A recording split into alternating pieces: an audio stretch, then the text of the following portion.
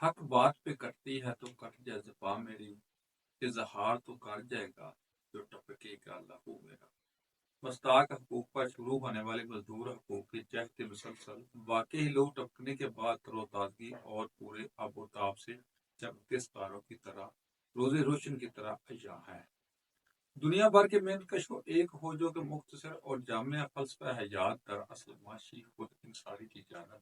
محور سفر ہونے کا ایک مسلسل عمل سماجی انصاف کی فراہمی کا عزم ہے۔ مزدور سمیت تمام مکاتب فکر کے بنیادی حقوق کی ضمانت اگرچہ اللہ تعالیٰ کے ارشادات اور سیرت نبی صلی اللہ علیہ وسلم میں پوشیدہ ہیں، مگر دنیا بھر میں الگ الگ مذاہب نظریات کے ممالک کے معاشرتی روایات چلی آ رہی ہیں۔ جب بھی کرہ ارد میں مزدوروں کے حقوق کی شروعات ہوتی ہے تو شکاگو کے عظیم المرتبت مزدوروں کی قربانیوں کو طریق از خود عدیہ تبرک پیش کرتی ہے۔ کوئی اس مزدور طریق کا مخالف ہو یا حامی، جو ہمیشہ سے ہر ملک ہر معاشرے میں موجود ہیں، مگر آغاز کلام شکاگو کی ان عظیم ہستیوں سے ہوتا جنہوں نے جبری مشقت اجرت اور اپنے بچوں کے مستقبل سمیت انسانیت پر عمل کی خاطر جان بیچتے ہوئے کہا، اس عالمی مزدوروں کے طریق رہنماؤں اور ان کے ساتھیوں کو طریقہ سلام۔ اس مزدوروں کی عالمی طریق رہنماؤں اور ان کے ساتھیوں کو طریقہ سلام اس لیے بھی بنتا ہے کہ انہوں نے فرسودہ نظام جبری مشقت انسانیت کی تذلیل کے خلاف علم بغاوت قرار کیا، اور اس پر عمل طریق کو جب ریاستی وسائل حکومتی مشینری سے کچلنے کے آمرانہ ظالمانہ ناانصافیوں پر مشتمل فیصلے کیے گئے تو فلک بوس پہاڑوں کی مانند بلند و بالا عزم رکھنے والوں کی فصلیں کٹوا کر ایسا درخشندہ باپ رقم کیا کہ اس پر آج تک ان کی انت تک جدوجہد مصلحت پسندی سے مبرہ داستانیں دنیا بھر میں ایک سے بڑھ کر ایک ہیں۔ ناظرین کرام، گولیوں سے چھلنی اور جہازوں سے بمباری کے ذریعے خون سے پت کر کے انسانی زندگیوں کو موت کی آغوش میں دھکیل دی، لیکن کیا خوب کہا ہے شاعر نے، حیرت میں ہے مقتل بھی اور خنجر بھی شرمندہ ہے، قاتل کی تو موت ہوئی جو قتل ہوا وہ زندہ ہے۔ کا نعرہ ابد زندہ جاوید رہے گا، جس کے بعد یکم مئی کو عالمی یوم مزدور اقوام متحدہ کے چارٹر کے مطابق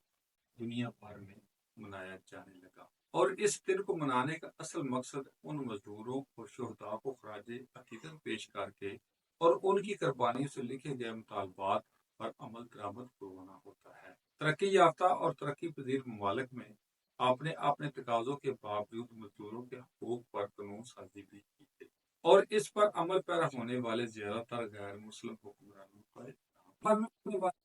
دین اور کسی بھی نظریات کو پہلے تعلیم، دوسرا صحت عامہ، تیسرا فراہمیت روزگار۔ ناظرین کرام، ہمارے حاوے کا ہی بگڑا ہوا ماننے والے کا بابا آدم نرالا ہے، جو کسی نے زبردست کیا ہے آتی ہے مجھے حضرت انسان پر فعل بد خود کرے اور لعنت بھیجے شیطان پر۔ پاکستان میں تو ویسے مشرتی جمود نے قومی ترقی کے سامنے کو ہمالیہ جیسی رکاوٹیں کھڑی کر دی۔ دولت کی غیر منصفانہ تقسیم،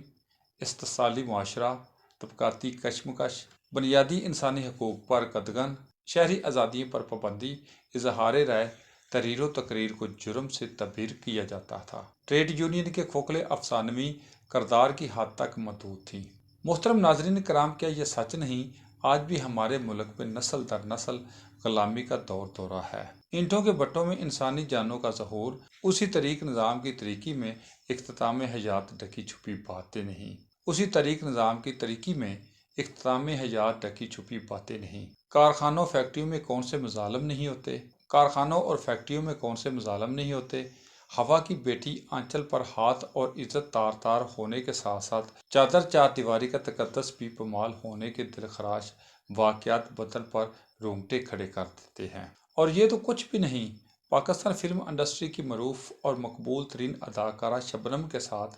بندیال ہاؤس میں شتر بے مہاروں کی طرح بندیالی اس کے معصوم بچے اور مزاجی خدا کی قوت بینائی کے سامنے بلااتکاری کو اپنی طاقت کا نشہ سمجھیں، اور پھر ہو بھی ایسا کہ عدالت سزائے موت دے اور غیر آئینی صدر کے منصب پر قابض ایک ڈکٹیٹر صدر ان درندوں کو سزائے موت معاف کر دے اور وہ ثابت شدہ جرم والے ملزم دندناتے پھریں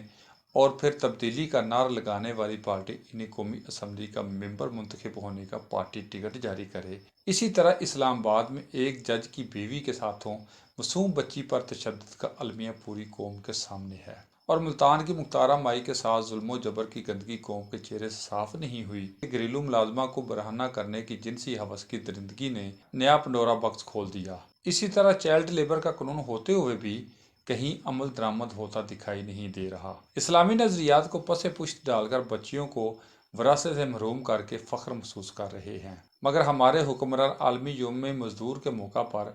مگر مچھ جیسے آنسو چشم فلک کے سامنے ٹپکانے اور ہمدردی سمیٹنے کا فرسودہ ناٹک کر رہے ہیں۔ ناظرین کرام، ایسے اور بھی بے شمار واقعات ہیں، لیکن وقت کی کمی کی وجہ سے میں بات کو سمیٹتے ہوئے بس ایک ہی سوال کروں گا، کیا یہ ظلم و جبر کب تک چلے گا اور منافقت ہمیں کہاں تک لے